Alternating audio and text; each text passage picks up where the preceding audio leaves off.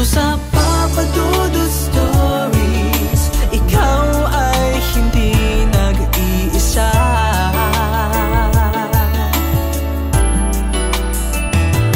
Dito sa Papa Dudut Stories, may nagmamahal sa'yo. Papa Dudut Stories, Papa Dudut Stories,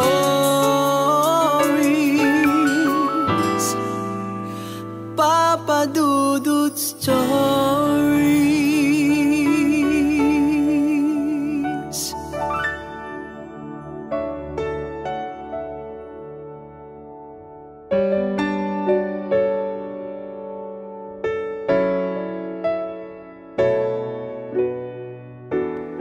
Kaya mo bang maging sunod-sunuran sa taong mahal mo kahit na ikaw ay sobra nang naaabuso? Dear Papa Dudut, magandang tanghali sa iyo at sa lahat ng mga kapuso't kabarangay natin na nakikinig ngayon. Tawagin niyo na lamang po ako sa pangalang Ulysses. 27 years old, nakatira dito sa Batangas at nagtatrabaho sa isang bingo bonanza. Papa Dudut, sisimulan ko ang kwento ko sa girlfriend ko na si Precious. Pangatlong girlfriend ko siya. At siya na ang pinakamatagal kong nakarelasyon kahit mag-iisang taon pa lamang kami. Alam kong sandali pa lang to para sa iba pero ilang buwan lang kasi ang inabot namin noong dalawa kong naging ex-girlfriend.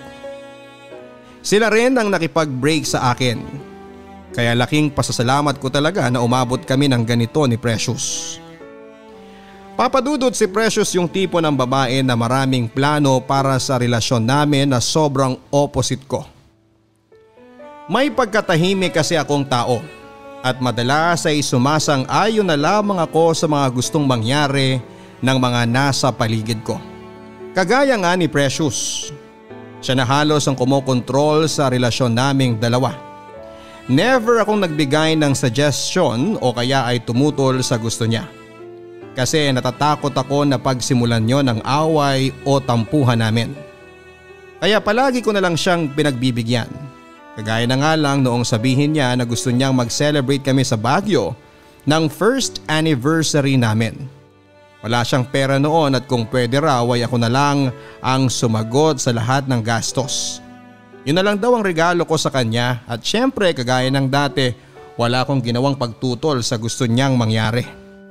Papa Dudut, aaminin ko sa inyo na habang tumatagal, nare-realize kong marami sa mga trip ng girlfriend kong si Precious ang hindi ko talaga gusto.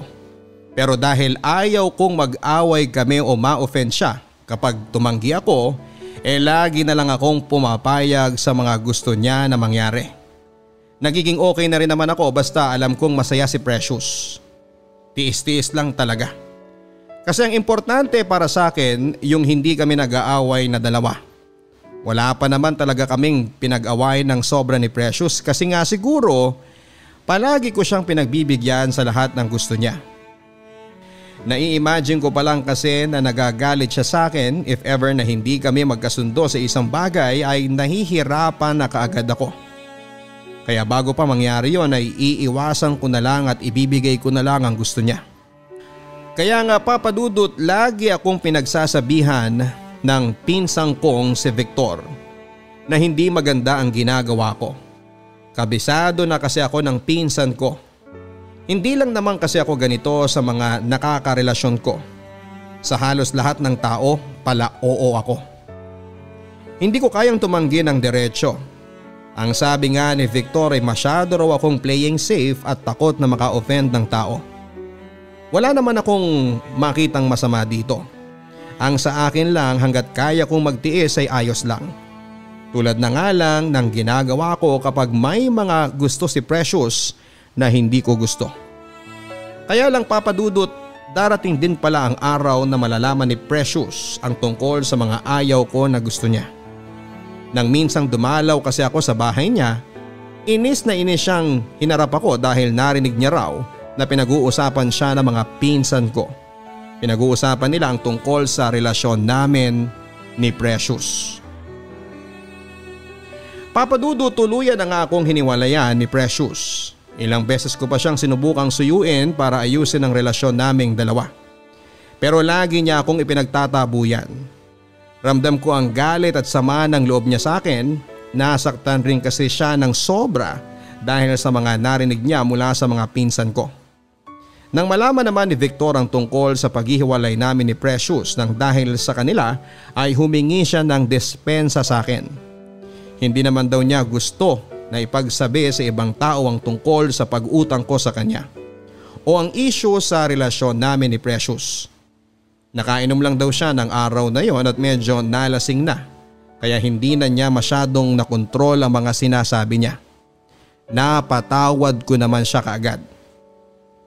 Siguro nga papadudot ay mali ako na sa ibang tao ko sinasabi yung mga bagay na dapat ay sa aming dalawa lamang ni Precious. Pero ayoko lang namang masaktan siya.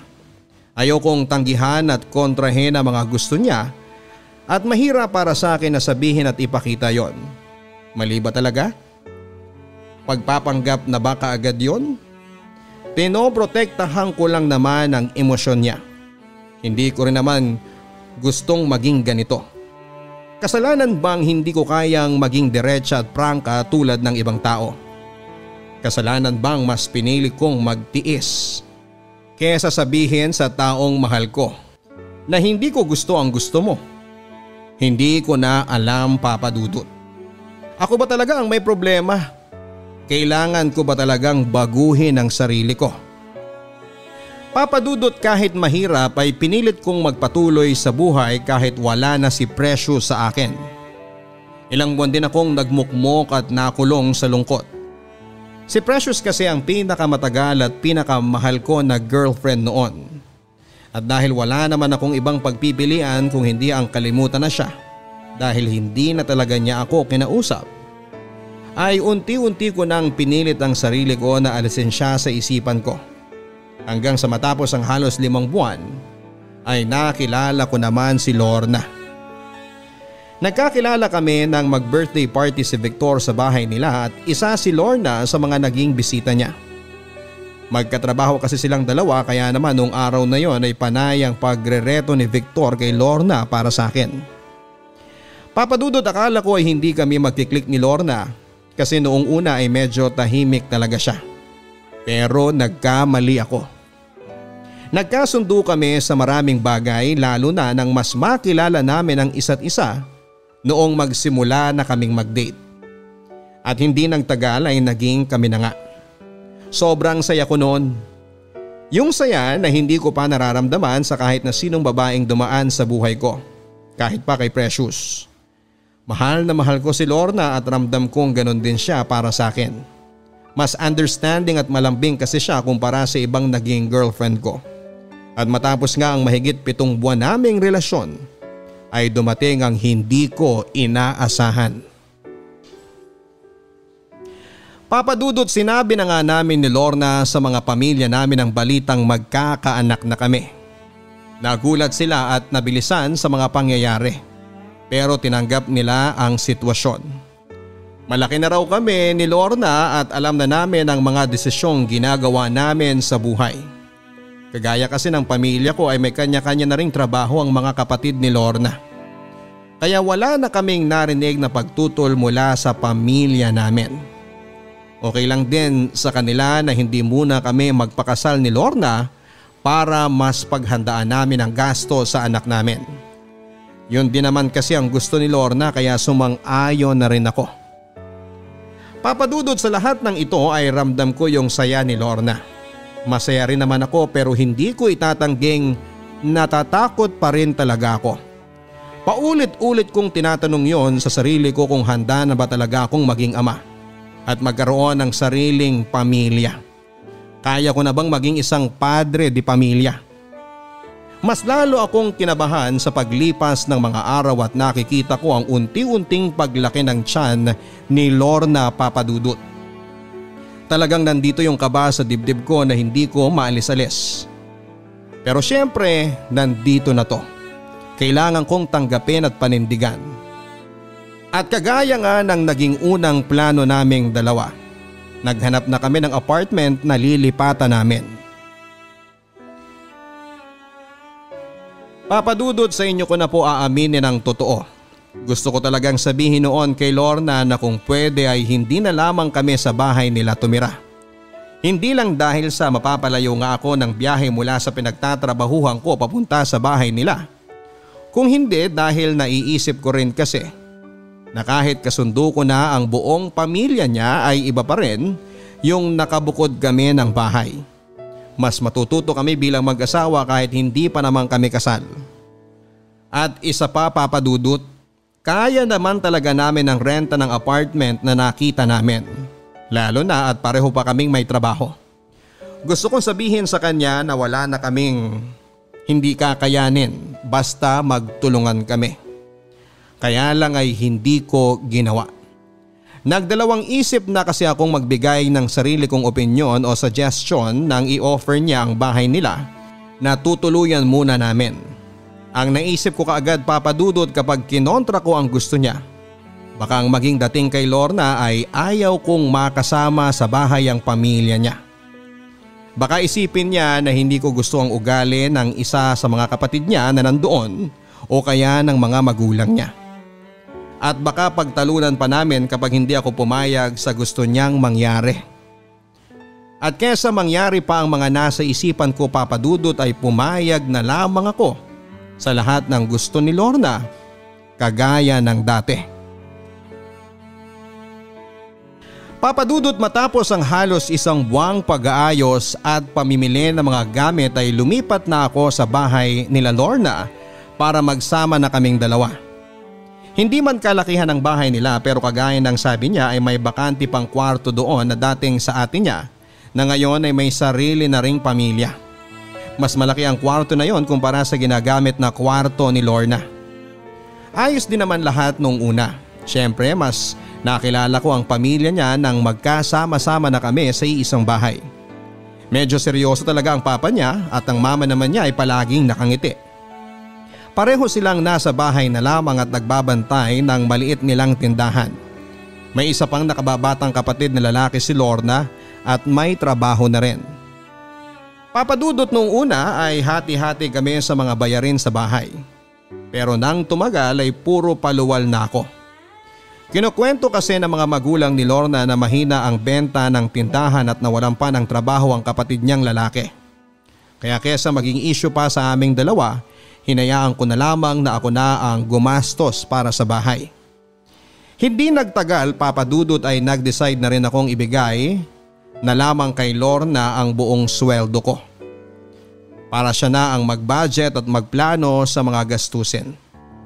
Nakakaraos naman kami at hindi rin naman napapabayaan ang mga check-up niya.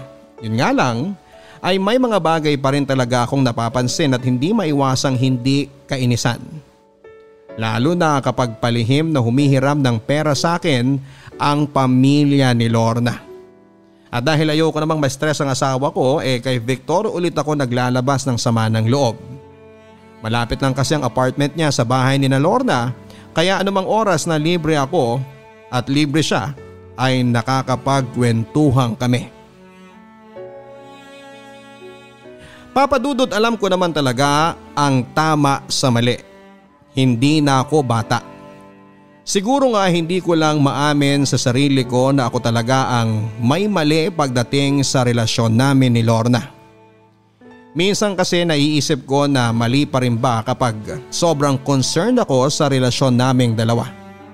Mali pa rin ba kapag iniiwasan ko lang na mag-away kami at ma-stress ang asawa ko? Mali ba talaga na maging ako? Papadudot, bago ako inihatid ni Victor pauwi kina Lorna ay medyo naiiyak pa ako sa pagkukwento sa kanya. Dala na rin siguro ng kalasingan ay sa pinsang ko na nailabas ang sama ng loob ko. Hindi lang sa pamilya ni Lorna, kundi pati na rin sa sarili ko. Hindi pala talaga madali ang bumuo ng isang pamilya. Nahihirapan na ako, oo. Pero mas nahihirapan ako sa sarili ko. Bakit kasi naging ganito pa ako? Yung hindi pala salita at palaging takot na magbigay ng opinyon at magsabi ng katotohanan. Takot na maka-offend ng ibang tao. Hindi nga sila nagagalit sa akin dahil palagi akong pumapayag sa gusto nila, pero ako naman ang nagagalit sa sarili ko.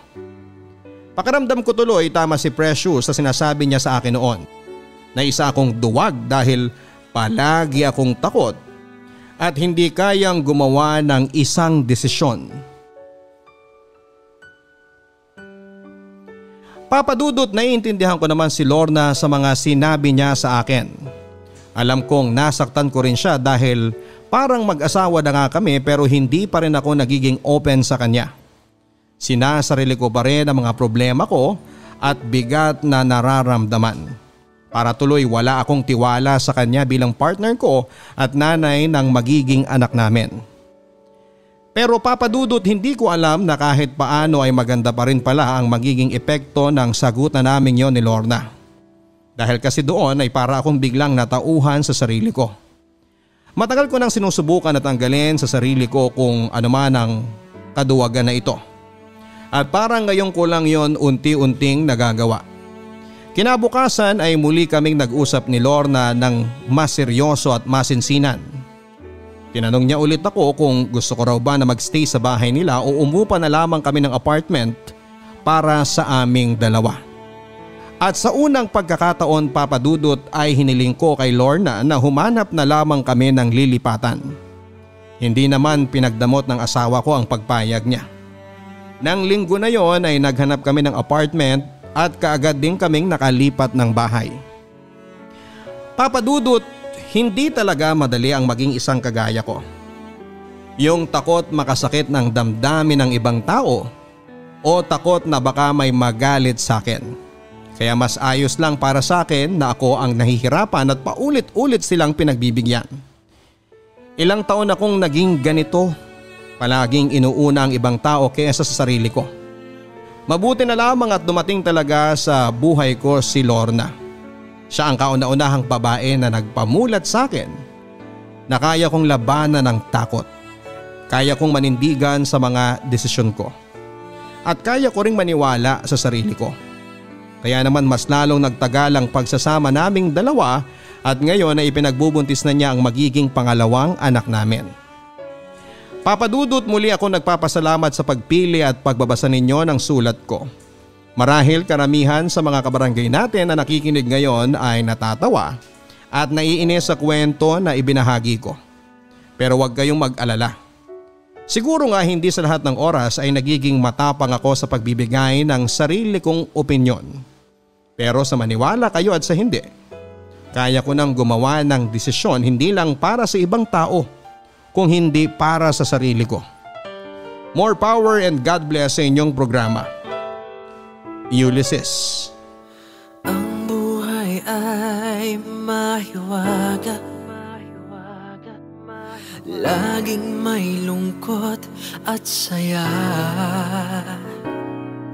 Sa Papadudot Stories, laging may karamay ka.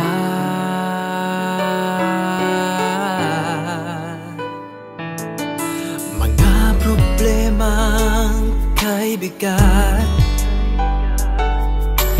dito ay pakikinggan ka.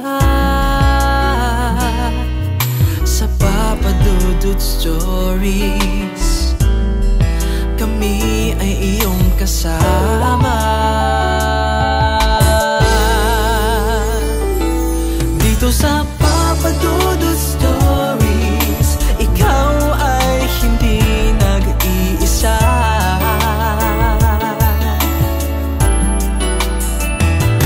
Dito sa Papadudot Stories, may nagmamahal sa'yo. Papadudot Stories, Papadudot Stories,